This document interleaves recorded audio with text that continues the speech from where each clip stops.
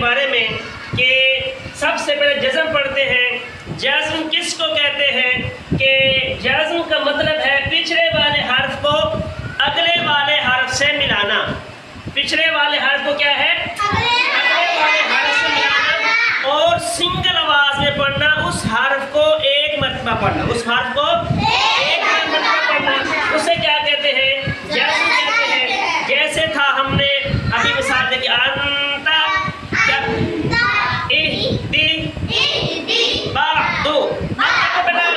حمزہ پہ کیا ہے؟ زبر ہے. نون پہ کیا ہے؟ جزم.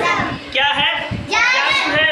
اور تا پہ کیا ہے؟ یہ زبر ہے. تو ہم نے نون کو ایک مرتبہ پڑھا اور پچھلے والے حرف کو ہم نے کس سے ملایا؟ نون سے ملایا. تو جزم کا مطلب کیا ہے؟ پچھلے والے حرف کو اگلے والے حرف سے ملانا. ٹھیک ہے بیٹا. اسی طرح شد کا مطلب یہی ہے کہ پیچھے والے حرف کو اگلے والے حرف سے ملانا. مگر فرق یہ ہے کہ جس حرف پہ کیا آئے گی؟ شد آئے گی. اس حرف کو ڈبل آواز میں پڑھیں گے. کتنے مرتبہ پڑھیں گے؟ 2 مرتبہ ہے. اس لفظ کو اس حرف کو پڑھیں گے. ٹھیک ہے بیٹا. شد کا مطلب پچھلے حرف کو اگلے والے حرف سے کیا ہے؟ ملانا. جس پر شد ہو اس حرف کو کیا ہے؟ ڈبل آواز میں پڑھنا. اسے کیا کہتے ہیں؟ شد کہتے ہیں. کیا کہتے ہیں اس کو؟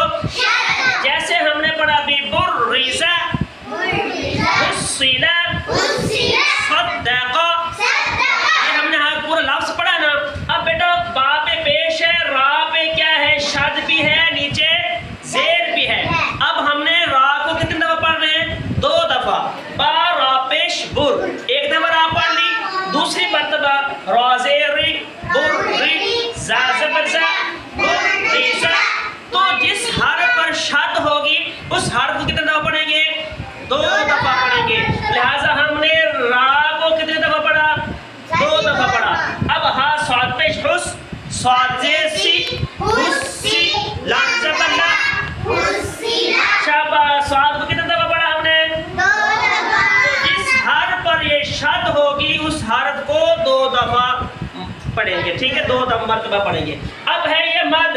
مد کا مطلب یہ ہے کہ جس حرف پر یہ مد ہوگی اس حرف کو 4 الف کے برابر کھینچیں گے. 4 الف کے برابر کیا ہے؟ اس کو کھینچیں گے. اسے کیا کہیں گے؟ مد کہیں گے. جیسے عین سین قاف ہے نا. عین سین قاف, یہ ان کے اوپر کیا ہے؟ مد ہے.